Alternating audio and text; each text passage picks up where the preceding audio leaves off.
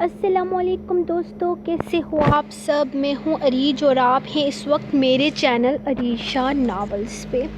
Guys میں تو آج ٹھیک نہیں ہوں کیونکہ آج صبح سے میں صرف اور صرف سب کو اپنا ای بک سینڈ کر رہی ہوں، سب بائرز کو۔ ابھی تک میں صبح سے لے کر اب تک، جب سے میں پیپر دے کے آئی ہوں تب سے لے کر اب تک میرے خیال میں بمشکل 250 لوگوں کو سینڈ کیا، اور ابھی تک میرے 350 سے زیادہ بندے رہتے ہیں جن کو میں نے سینڈ کرنا، اور میری حالت خراب ہو رہی ہے۔ اور ایسے میں نے اتنی مشکل سے ایپیسوڈ لکھی ہے کہ میں بیان نہیں کر سکتی۔ اور آپ خود سوچ لو کہ آج تو قسم سے سر بھی میرا درد سے پھٹا جا رہا ہے، کیونکہ میں نے اپنے ریڈرز کو بولا تھا کہ جس کو ریسیو ہو رہی ہے وہ مجھے میسیج کر کے بتاتے جائیں۔ پتہ نہیں کون سے میسیجز کر رہے ہیں، یہ نہیں بتا رہے کہ کس کو مل رہی ہے۔ تو آپ خود سوچ لو کہ بیچاری آپ کی رائٹر کس حال میں ہے۔ تو آج پہلے ہم ایپیسوڈ ریڈ کر لیتے ہیں، کیونکہ اس کے بعد میں نے پھر سے لیپ ٹاپ لے کر بیٹھ جانا ہے اور پھر سے سینٹنگ سٹارٹ کر دینی ہے۔ تو پہلے ایپیسوڈ کر لیتے ہیں ریکارڈ، تاکہ آپ لوگوں کا بھی انتظار ختم ہو جائے۔ پھر اس کو میں نے اپلوڈنگ پہ لگانا ہے۔ جیسا کہ آپ کو پتہ ہے کہ میرے نیٹ کو بھی آج کل موت پڑی ہوئی ہے، جب سے عید گزری ہے تب سے ہی نیٹ کو موت پڑی ہوئی ہے، عجیب قسم کا، کبھی چلتا ہے کبھی نہیں چلتا، کبھی چلتا ہے۔ تو ایسے میں میری حالت بہت خراب ہے۔ تو چلیں، بس یہی بتانا تھا آپ کو۔ چلیں آج کی ایپیسوڈ پڑھتے ہیں، اور تھینک یو سو مچ آپ سب کی دعاؤں سے میرا انگلش کا ٹیسٹ بہت اچھا ہوا ہے۔ کل میرا ٹیسٹ ہے، اس کے لیے بھی دعا کریں۔ اور ویسے کل ہے تو بڑا ایزی یار، اس میں وہ نہیں ہوتا، ٹینشن وینشن والی کوئی بات ہی نہیں ہے۔ اردو کا ہے تو اردو کی کیا ہی ٹینشن لینا۔ تو پھر بھی آپ لوگ دعا کیجیے گا، کیونکہ وہ کہتے ہیں کہ جس چیز کو لے کر ہم تھوڑے زیادہ کانفیڈنٹ ہوتے ہیں نا، وہ اکثر خراب ہو جاتی ہے۔ تو دعا کریں میرے لیے۔ چلیں آج کے ایپیسوڈ سٹارٹ کرتے ہیں۔ دستِ دارم قسط نمبر 111، تحریر عریج شاہ۔ وہ گھر سے نکل کر اپنی گاڑی کی طرف بڑھ رہا تھا جب اچانک مسکان بھاگتی ہوئی اس کے پاس پہنچی۔ مسکان کے انداز نے اسے رکنے پر مجبور کر دیا تھا۔ ایک پارسل آیا ہے، اور اس پارسل میں ضرور کچھ ایسا ہے جو کہ کچھ گڑبڑ ہونے کا سگنل دے رہا ہے۔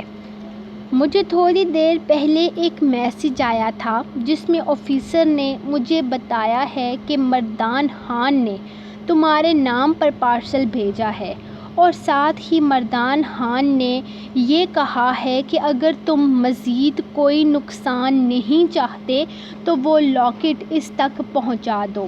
مجھے نہیں پتہ مردان خان کس نقصان کے بارے میں بات کر رہا تھا، لیکن کچھ گڑبڑ کا احساس ہو رہا ہے مجھے۔ ہمیں جلدی وہاں پہنچنا ہوگا۔ وہ اسے دیکھتے ہوئے اس کی گاڑی کا فرنٹ ڈور کھول چکی تھی۔ دارم سائیں ہاں میں سر ہلاتا ڈرائیونگ سیٹ سنبھال چکا تھا۔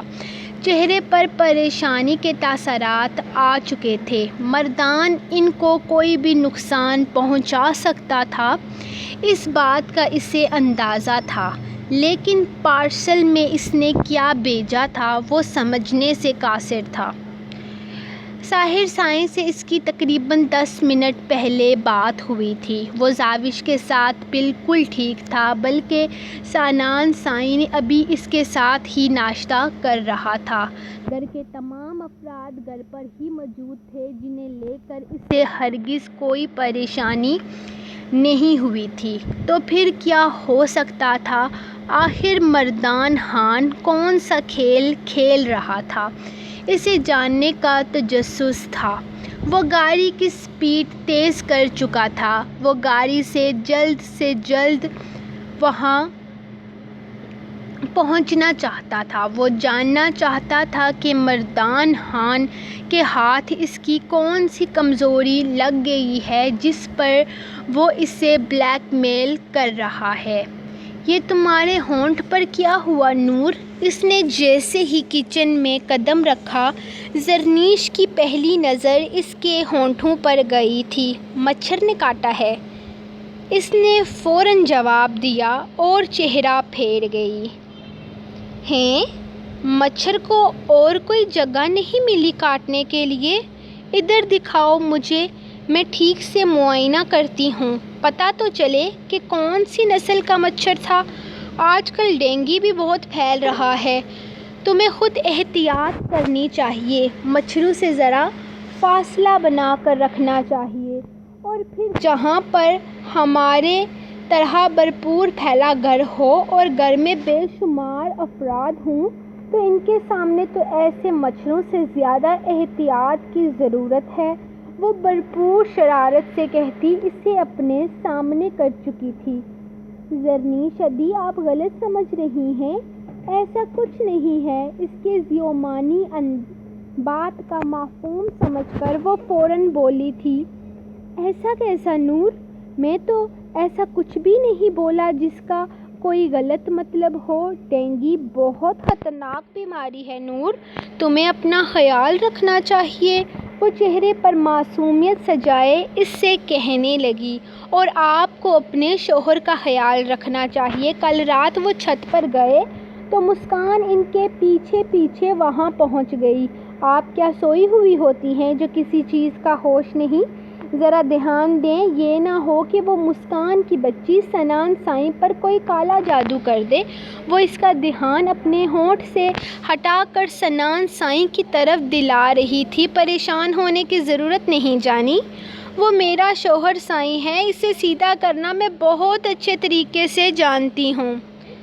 تم پریشان مت ہو، تم مجھے اپنے ڈینگی کا حال بتاؤ۔ میرا مطلب ہے اللہ نہ کرے کہ ڈینگی ہو، تمہیں احتیاط کرنی چاہیے۔ وہ چہرے پر مسکراہٹ سجائے ہوئے بولی تھی، خدا کو مانے زرنیش ادی، میں آئندہ احتیاط کروں گی، بس آپ کا بھائی باز آ جائے۔ اس نے ہاتھ جوڑتے ہوئے کہا، جس پر زرنیش کا کہکا بے اختیار تھا، ارے اب مچھروں کی فہرست میں تم میرے بھائی کو شامل کیوں کر رہی ہو؟ دارمدہ سائیں بیچارے معصوم ہیں، ان کا کیا قصور؟ وہ مزید معصومیت دکھانے لگی جب در نے اس کے سامنے ہاتھ جوڑ دیے، جس پر وہ کھلکھلا کر ہنسی۔ اسے تنگ کرنے میں اسے بہت مزہ آتا تھا۔ پارسل اس کے سامنے تھا جسے کھولنے میں اس نے زیادہ وقت نہیں لگایا تھا۔ اسے جاننے کا تجسس تھا کہ آخر مردان اس کی کون سی کمزوری کو استعمال کرنا چاہ رہا تھا۔ اس کے خیال میں اس کی ایسی کوئی کمزوری نہیں تھی جس کی بنا پر مردان خان اسے بلیک میل کر سکتا تھا۔ اپنی فیملی کے علاوہ اس کی اور کوئی کمزوری نہیں تھی، اور اپنی فیملی کی حفاظت کرنا وہ خود بہت اچھے طریقے سے جانتا تھا۔ کوئی مردان خان اس کے گھر والوں کے حوالے سے ہرگز بلیک میل نہیں کر سکتا تھا۔ اس پارسل میں ایک چھوٹا سا باکس تھا، اور اس باکس کو کھولنے پر اس کے اندر ایک انسانی انگلی جو کہ ایک عورت کی تھی، جسے دیکھ کر وہ کافی زیادہ پریشان ہو گیا تھا۔ مسکان خود حیرانگی سے کٹی ہوئی انگلی کو دیکھ رہی تھی۔ یہ کیا ہے اور کس کی انگلی ہو سکتی ہے یہ؟ دارم سائیں، کہیں آپ کی فیملی میں تو نہیں؟ میری ساری فیملی میری نظر ہے مسکان، یہ کچھ اور ہی ہے۔ وہ پریشان ہوا اور اگلے ہی لمحے ڈبے میں موجود کاغذ کو اٹھا کر پڑھنے لگا۔ دارم شاہ، سنا ہے تمہاری ساس ہسپتال سے غائب ہو چکی ہے، شاید تم نے ابھی تک سنا نہیں ہوگا۔ دارم سائیں، اگر تم سمرا کو بچانا چاہتے ہو تو تمہیں میرے ساتھ دوستی کر لینی چاہیے۔ جانتا ہوں یہ عورت تمہارے لیے اتنی اہمیت نہیں رکھتی، لیکن سنا ہے تمہاری پریگننٹ بیوی ذہنی دباؤ کا شکار ہے۔ اگر یہ عورت مر گئی تو تمہاری جان سے پیاری بیوی، اس کے ساتھ کیا ہوگا؟ تم بہت بہتر طریقے سے سمجھتے ہو، اسے دھمکی مت سمجھنا، یہ تو ایک آفر ہے۔ تمہاری طرف سے دوستی کا ہاتھ بڑھا رہا ہوں۔ ابھی تک سمرا زندہ ہے، اگر میرا ارادہ تم سے دشمنی کرنے کا ہوتا تو میں سمرا کی لاش تمہیں بھجوا دیتا۔ اس بارے میں ضرور سوچنا۔ تم سے دوستی کا خواہش مند مردان خان۔ کاغذ میں بس اتنا ہی لکھا تھا۔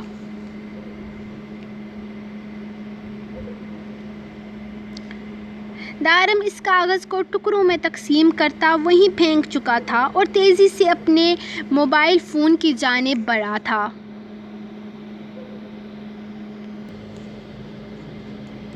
اٹھیں ساحر سائیں، میں کہتی ہوں ابھی کہ ابھی اٹھیں۔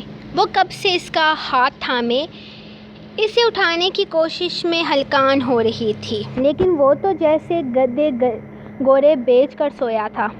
ساحر سائیں، اگر آپ ابھی نہ اٹھے تو میں سچ کہہ رہی ہوں، میں آپ پر ٹھنڈے پانی کا جگ پھینک دوں گی، اس نے دھمکی دی تھی۔ ڈال دو پھر، اپنی حالت کی ذمہ دار تم خود ہوگی، ڈال کر دیکھ لو۔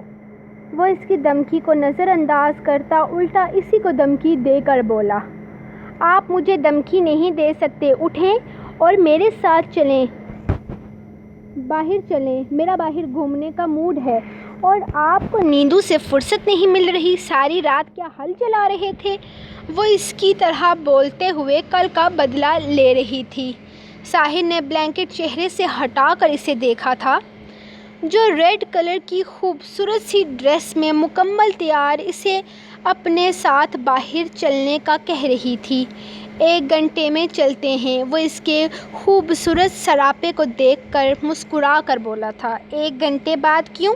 مجھے ابھی اور اسی وقت جانا ہے، اٹھیں۔ رات کو میری نیند کا خیال کیا تھا نہیں نا؟ تو پھر یہ آپ بدلہ ہی سمجھ لیں۔ اس نے گردن اکڑا کر اسے اپنے بدلے کے بارے میں بتایا تھا۔ اچھا جی میری بلی، مجھ سے میاؤں، لے لو بدلے، پھر رات کو تیاری مکمل کر کے رکھنا۔ وہ بلینکٹ ایک طرف پھینکتا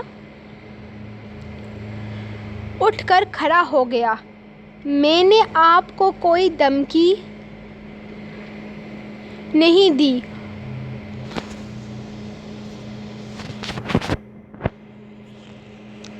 میں نے آپ کو کوئی دھمکی نہیں دی، اور میں تو بس ایسے ہی مذاق میں بدلہ کہہ رہی ہوں۔ آپ تو جانتے ہیں نا میں تو اتنی پیاری ہوں، معصوم سی ہوں، میں کیا بدلہ لوں گی؟ اس نے فوراً اپنی ٹون چینج کی تھی، جانتی تھی اگر وہ بدلہ لینے پر آ گیا تو اس کا کچھ نہیں بچے گا۔ تمہارے جیسی معصوم تو اس صدی میں اور کوئی پیدا ہی نہیں ہوئی۔ معصوم لومڑی، لیکن اب بات بدلے پر آ ہی گئی ہے تو بہت سارے حساب بے باک ہوں گے، لیکن فی الحال ہمیں کہیں باہر چلنا تھا، تمہیں گھمانے لے کر جانا تھا، باقی باتیں رات میں ہوں گی۔ پرسوں میں نے تمہیں چھوڑ دیا تھا نا، کیونکہ تم کافی زیادہ تھکی ہوئی تھی، اس کا حساب بے باک ہوگا۔ وہ الماری سے کپڑے نکالتا ہوا اسے اگلے پچھلے حساب یاد دلا رہا تھا۔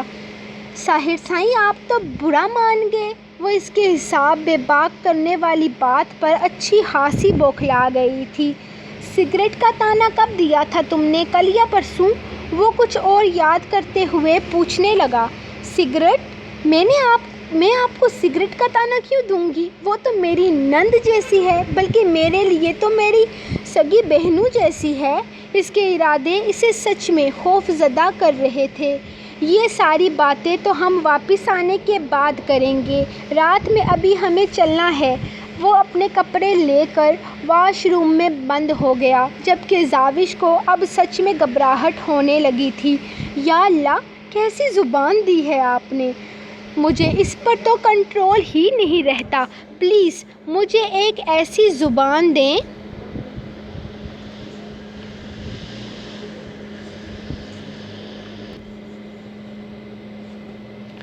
جو ایسے بدلے والی باتیں صرف اندر ہی اندر بولتی ہو، باہر نہ نکالے اپنے الفاظ، اور اگر نکالے بھی تو کم از کم ساحر سائیں کی سماعتوں تک نہ ٹکرائیں۔ اب میرے ساتھ کیا ہوگا؟ مجھے بھی نا عقل نام کی نہیں ہے، کیا ضرورت پڑی تھی بدلے کا نام لینے کی؟ پتہ نہیں وہ میرے ساتھ کیا کریں گے۔ یا اللہ، ساحر سائیں نہ صحیح، لیکن آپ تو میری معصومیت کو جانتے ہیں نا، پلیز مجھے بچا لیجیے گا آج ان کے قہر سے۔ وہ دعا کرتی چہرے پر ہاتھ پھیرتی اس کے باہر نکلنے کا انتظار کرنے لگی، کیونکہ وہ جانتی تھی کہ اب اس کا اللہ ہی اس کا حافظ ہے۔ مجھے سمجھ میں نہیں آ رہا دارم سائیں، وہ یہیں پر تھی، اچانک یہاں سے کیسے غائب ہو گئی میں نہیں جانتا۔ ہماری مکمل سیکیورٹی میں تھی وہ، تو پتہ نہیں کون کیسے انہیں یہاں سے غائب کر گیا۔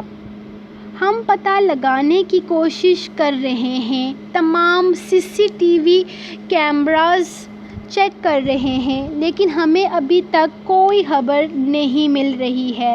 آفیسر وہاں بہت پریشان تھے۔ اچانک سمرا کو کیسے غائب کیا گیا تھا؟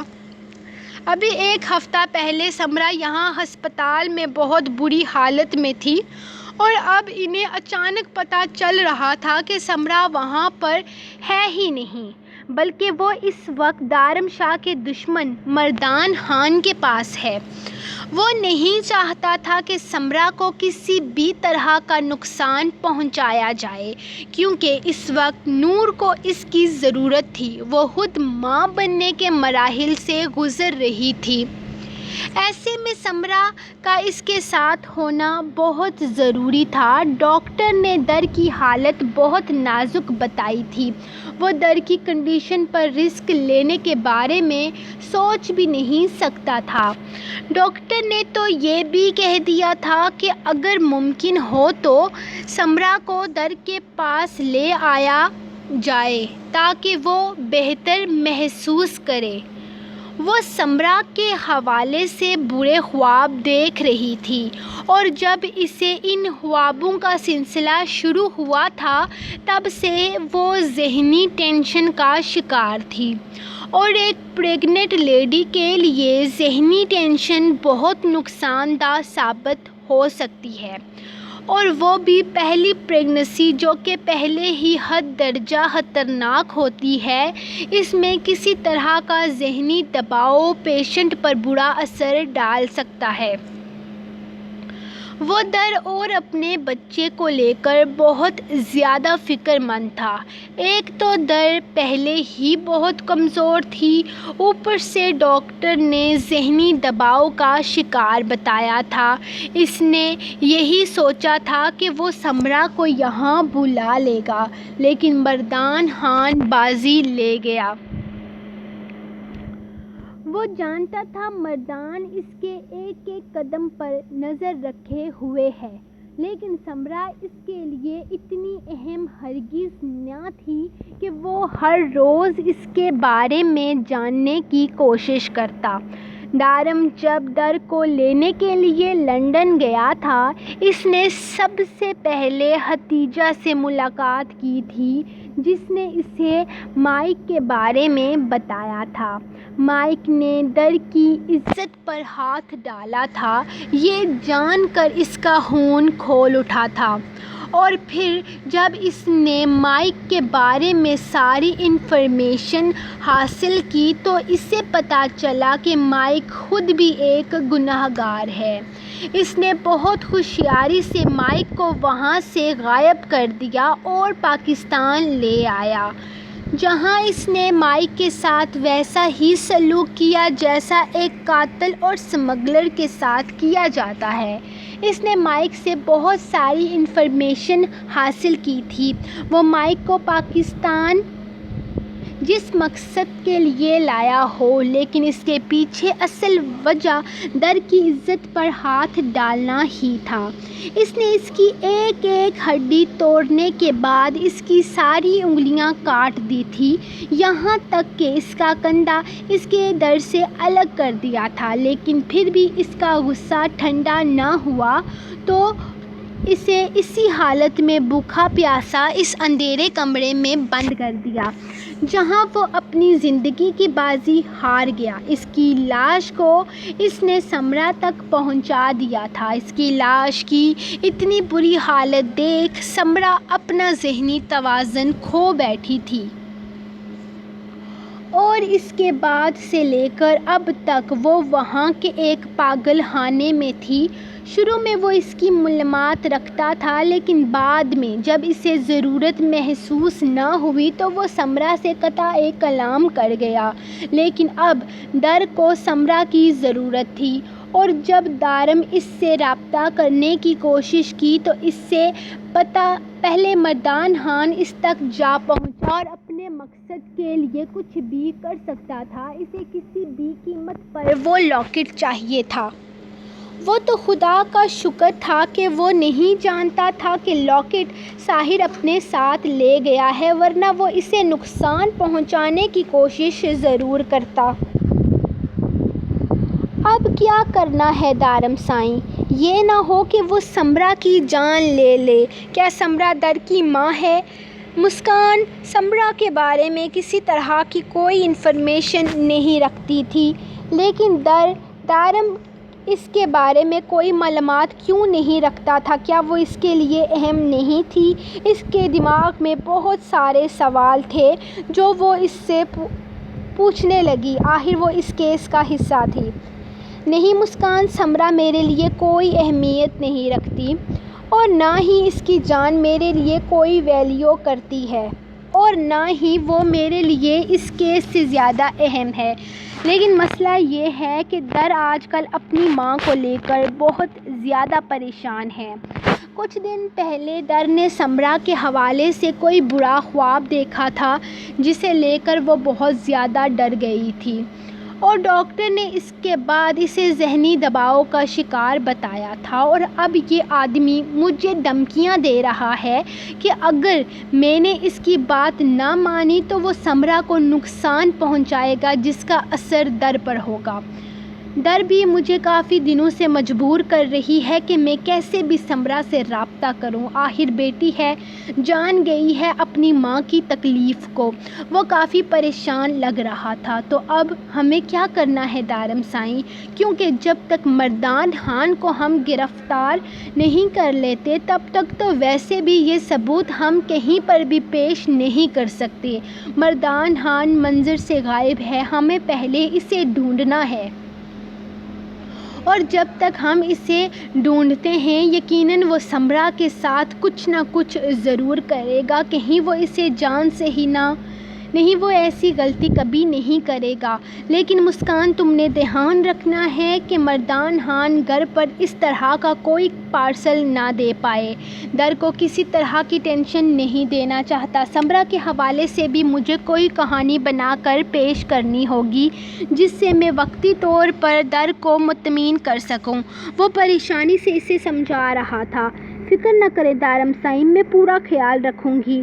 وہ گھر پر ایسا کوئی پارسل نہیں بھیج پائے گا، لیکن مجھے سمرا کی فکر ہے۔ اگر اس کی ذہنی حالت ٹھیک نہیں ہے تو اس کے لیے یہ سب کچھ بہت خطرناک ثابت ہو سکتا ہے، اور بھی کافی زیادہ بیمار ہے۔ مجھے ڈر ہے اگر اسے کچھ بھی پتہ چلا تو کہیں اس کے بچے کے لیے نقصان دہ ثابت نہ ہو۔ وہ کافی پریشان لگ رہی تھی۔ پریشان تو دارم بھی تھا، سمجھ نہیں آ رہا تھا کہ کیا کرے۔ سمرا کے ساتھ اسے کوئی ہمدردی نہیں تھی، لیکن پھر بھی وہ اتنا خود غرض تو ہرگز نہ تھا کہ اس معاملے میں کسی بے گناہ کی زندگی داؤ پر لگا دیتا۔ یہ حقیقت تھی کہ سمرا بے گناہ نہیں تھی، لیکن جس کی سزا اسے مل رہی تھی اس میں اس کا کوئی قصور نہیں تھا، کیونکہ اگر وہ مائک اور بین کے کاموں کے ساتھ ہوتی تو اب تک وہ بھی زندگی کی بازی ہار چکی ہوتی۔